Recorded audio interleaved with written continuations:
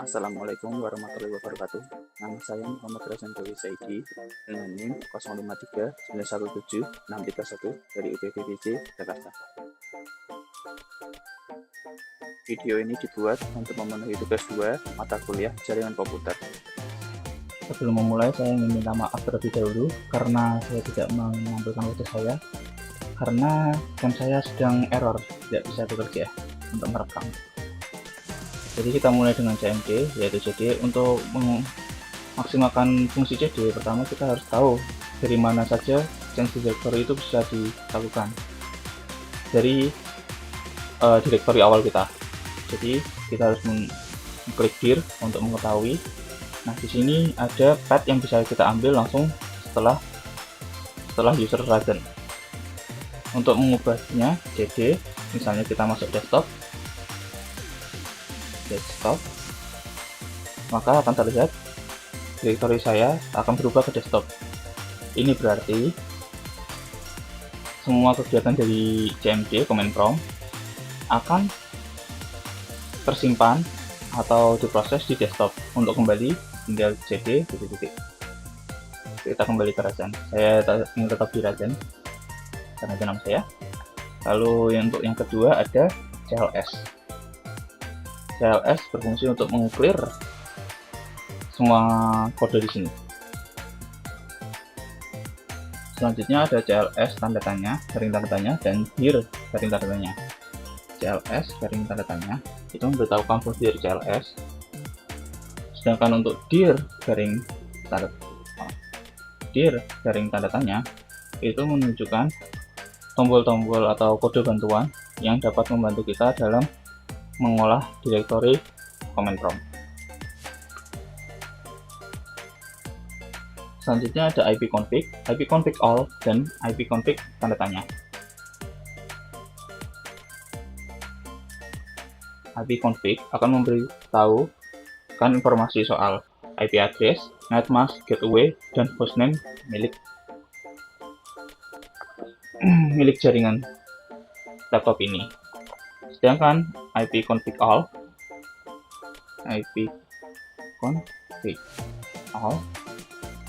memberikan informasi yang kurang lebih sama dengan IP di atas, namun dengan tambahan detail berupa DNS. Selanjutnya ipconfig tanda tanya ini memberikan bantuan terkait perintah ipconfig yang secara lebih spesifik dari yang mungkin tidak kita ketahui. Selanjutnya ada ipconfig release dan ipconfig renew. ipconfig release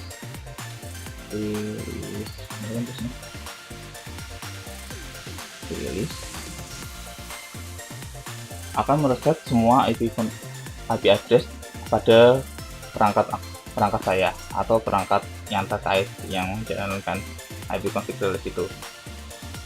Koneksinya nanti akan terhubung, namun perangkat tidak akan menerima IP address dari DHCP. Selanjutnya ada ipconfig renew. ipconfig renew ini akan membuat atau menetapkan alamat baru pada adapter jaringan. Setelah itu kita ada display DNS, flash DNS, dan register DNS. Melalui namanya sudah dapat terlihat kalau perintah ini semuanya berhubungan dengan DNS. Jadi display DNS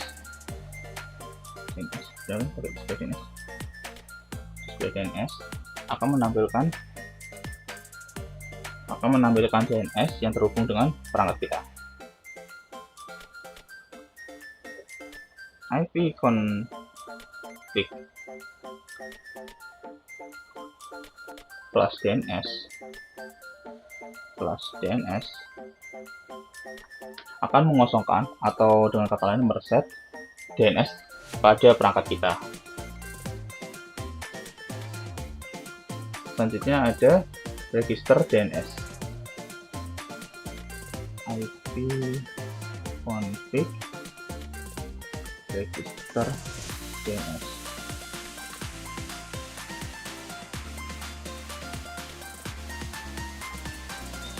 Register DNS.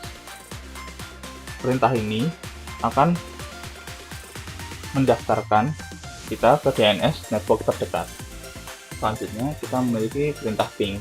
Perintah ping memiliki beberapa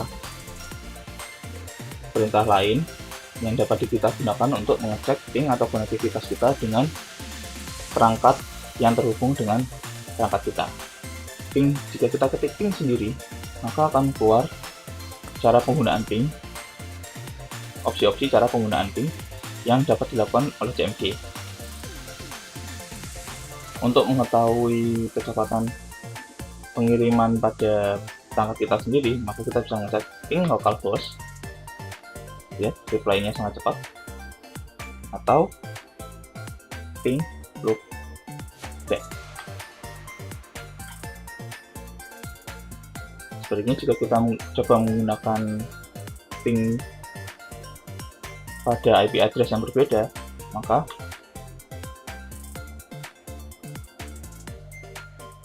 request timeout akan terjadi request timeout karena perangkat saya kebetulan tidak terhubung dengan perangkat lain, perangkat manapun, maka akan menghasilkan request timeout. Jika tidak mengeluarkan, jika perangkat saya terhubung dengan suatu perangkat lain, maka otomatis nanti akan menghasilkan reply seperti ini.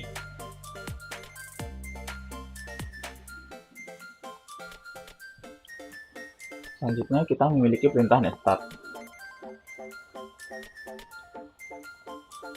Perintah netstart itu memiliki kesamaan dengan task manager, di mana perbedaannya adalah task manager menunjukkan aplikasi yang sedang berjalan, sedangkan start menampilkan informasi statistik koneksi dari perangkat dan ke komputer yang sedang kita gunakan.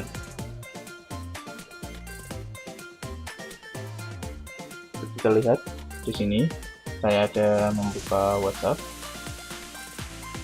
melalui Google, jadi tercatat di sini. Agak berbeda dengan Task Manager yang hanya menampilkan aplikasinya, yaitu Chrome. Selanjutnya kita memiliki perintah tracer. Perintah tracer ini tidak bisa dijalankan secara langsung sama seperti ping. Jika kita menjalankannya, kita hanya akan mendapatkan opsi bagaimana cara menggunakan tracer. Untuk itu, tracer harus diikuti dengan lokasi yang kita ingin dapatkan informasinya. Karena tracer memiliki fungsi yaitu memberikan info pada kita seberapa cepat paket itu berjalan dari perangkat kita ke perangkat yang dituju. Oleh karena itu, kita perlu perangkat tujuan.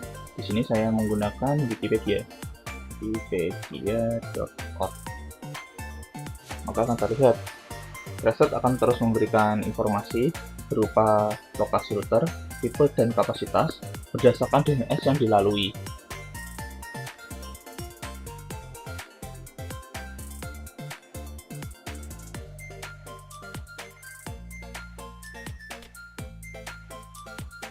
Dapat dilihat di akhir bahwa dari kiri ke kanan ada sedikit kenaikan pada pengiriman barang, namun tidak terlalu signifikan, menandakan koneksinya masih bagus.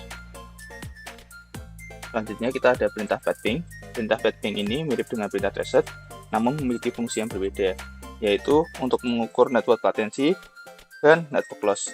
Jika kita terus langsung mengetikkan fetping di sini, maka terlihat kita hanya akan menampilkan sintaks yang digunakan untuk membantu melengkapi perintah fetping. Untuk itu, fetping memerlukan tujuan agar bisa bekerja untuk mengukur network latency. Di sini saya menggunakan Wikipedia.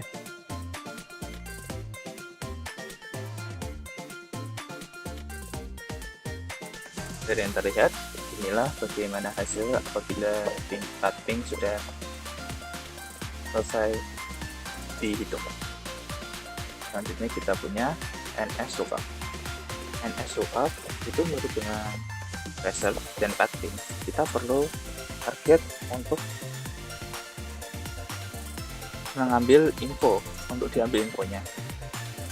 Dan info yang ditampilkan adalah berupa nama DNS dan alamat IP dari target yang kita tentukan. Di sini saya mengambil lagi VPP ya desktop. Lihat namanya dan addressnya. Selanjutnya kita punya netsh. Netsh itu adalah perintah yang digunakan untuk menampilkan atau mengkonfigurasi jaringan komputer yang sedang berjalan. Sayangnya jaringan saya terhubung dengan jaringan lokal saya, bukan jaringan pribadi, jadi saya tidak bisa langsung mengkonfigurasinya. Untuk itu saya perhatikan saja netsh WLAN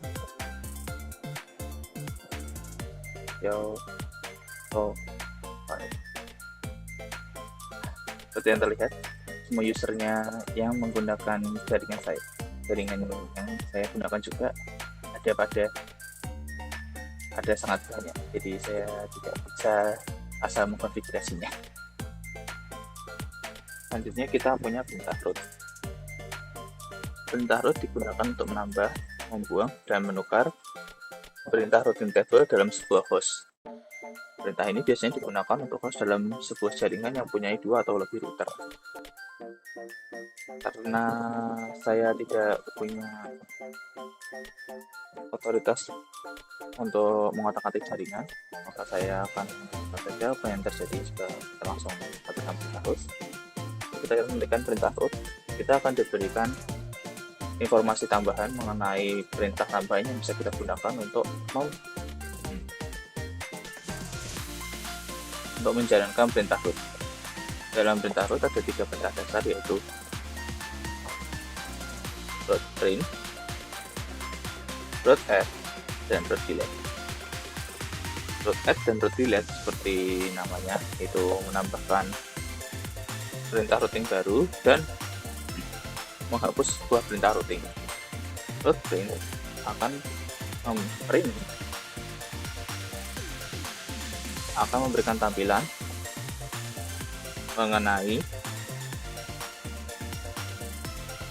informasi tentang router pada jaringan perangkat kita.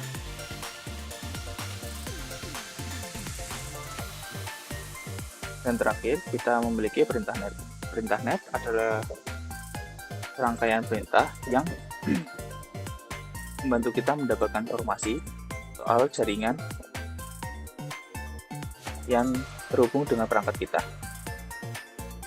Jika kita mengetik net dan menjalankannya, kita akan diberikan sintaks tambahan untuk membantu kita dalam mendapatkan informasi yang lebih spesifik. Di antaranya, perintah spesifik yang bisa kita gunakan adalah netview.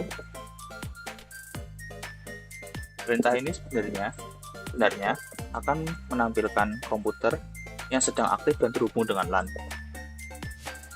yang sama dengan jaringan kita. Namun, seperti yang terlihat, saya tidak terhubung dengan LAN sehingga sintaksnya menjadi error. Berikutnya ada nettime. Perintah ini digunakan untuk mensinkronkan waktu perangkat kita dengan komputer lain atau dengan server waktu. Dan seperti di atas, karena tidak terhubung dengan LAN dan sinkron waktu sudah terjadi secara online, maka tidak terjadi apapun. Terakhir, kita memiliki net user. Net user. Net user. Yang terlihat, net user hanya akan menampilkan informasi dari akun pengguna perangkat ini. Sekian video ini saya buat. Apabila ada salah kata, saya mohon maaf. Terima kasih. Wassalamualaikum warahmatullahi wabarakatuh.